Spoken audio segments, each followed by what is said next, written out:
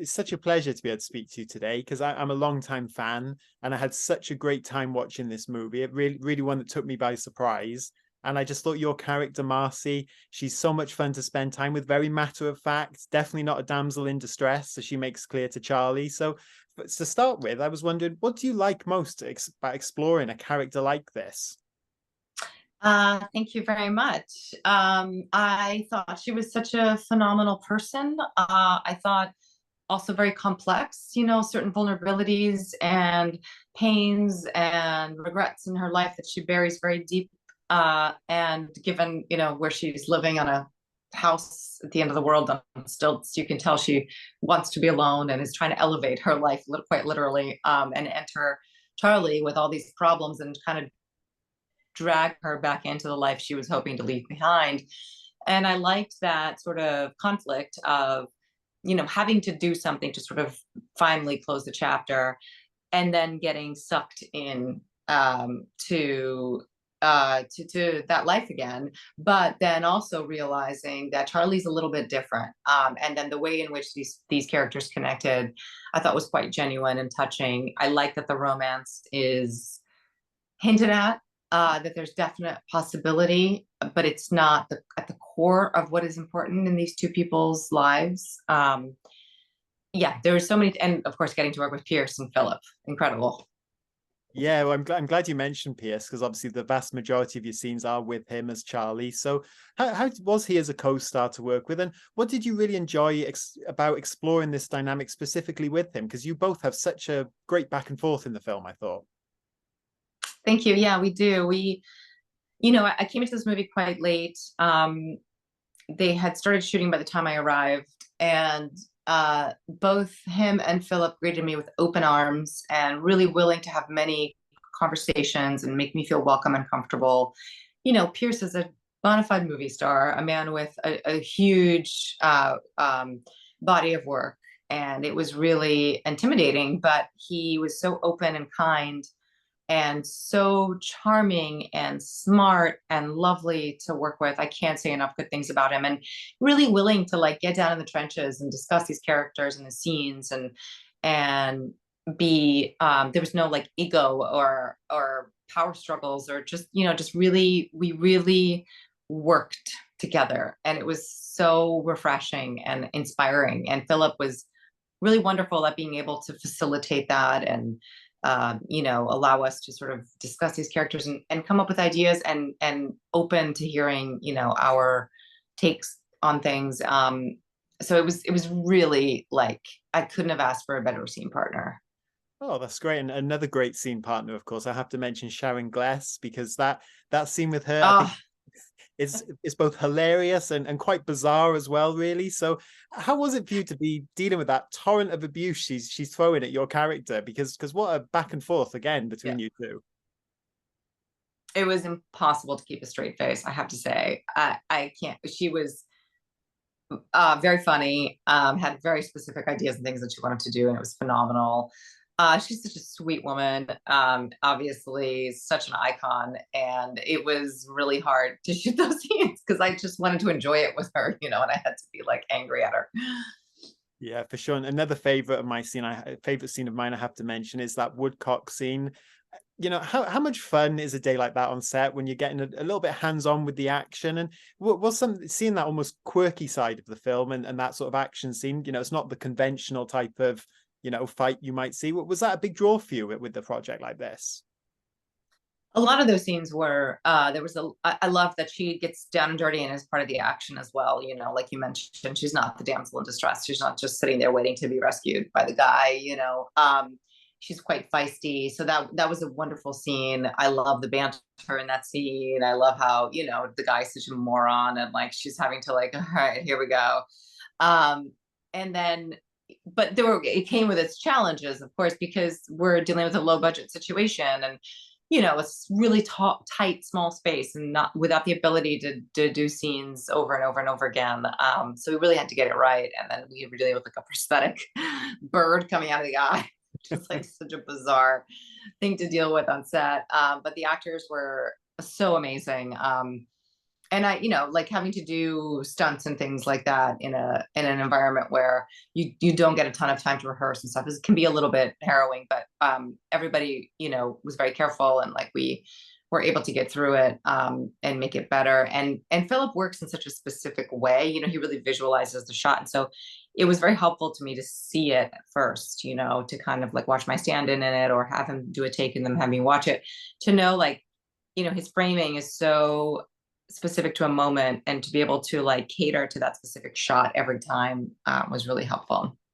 Yeah, for sure. And obviously, you mentioned Philip there. He's a great filmmaker. Obviously, he's also a director who's helmed female-led projects like Salt, for example. So when it came to collaborating with him and creating this character, what was that process like for the two of you? I know you said you came on relatively late, but did you get a lot of time to talk about who she is and things like that?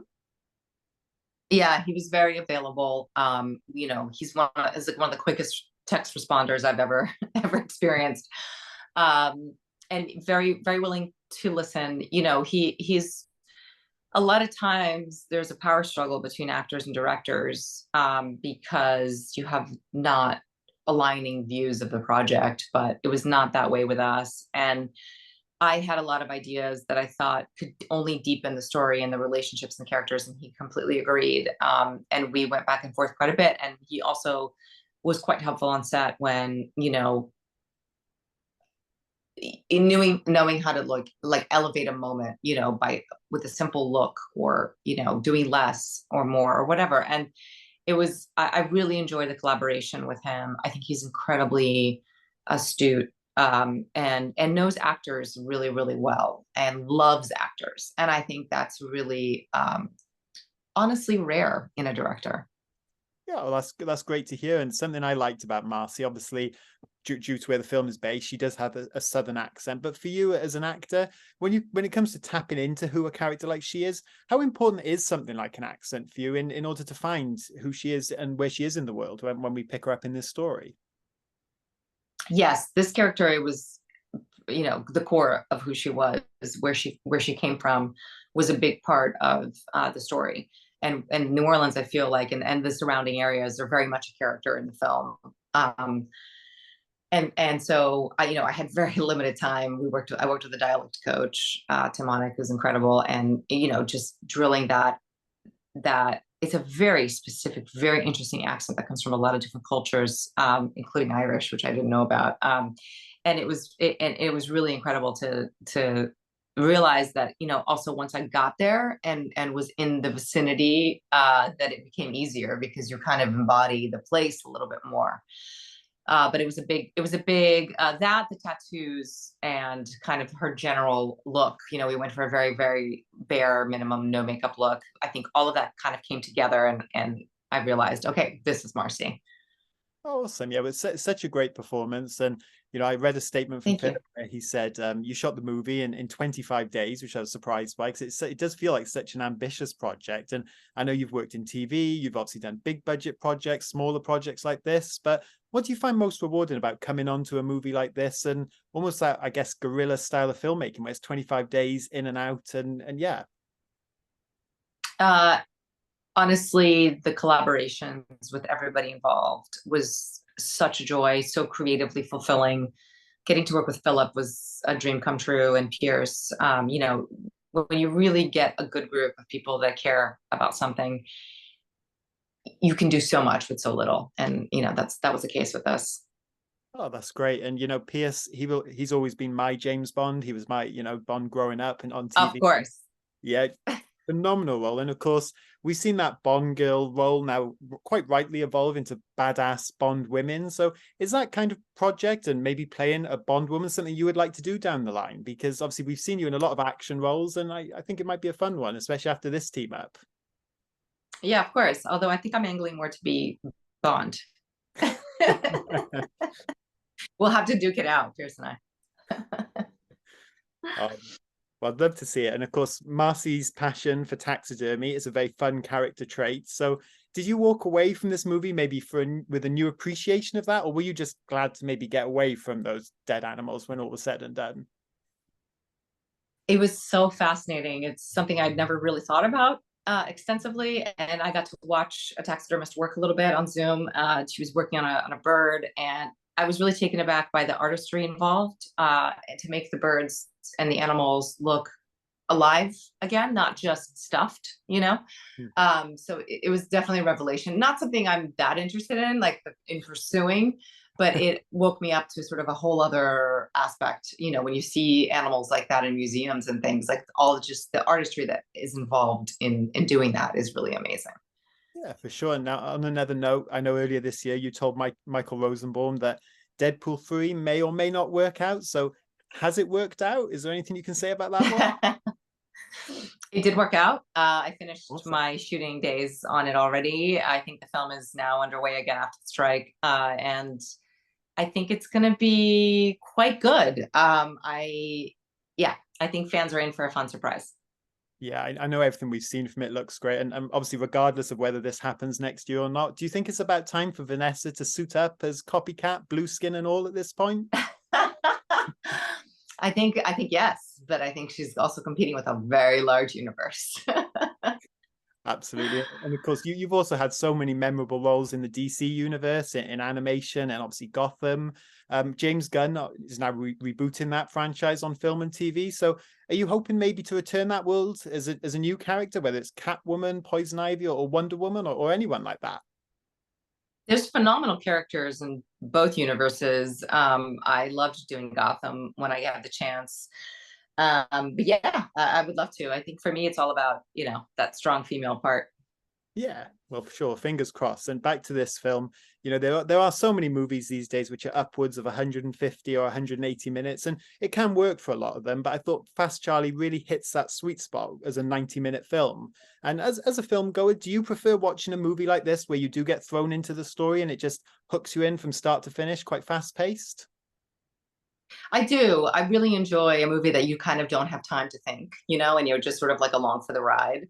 That said, they're amazing kind of like artsy film, like Tree of Life. It's like such an odd film with so many it's just different images, but the journey you go on is completely different. With Fast Charlie, it's like, you're immediately in such a different universe.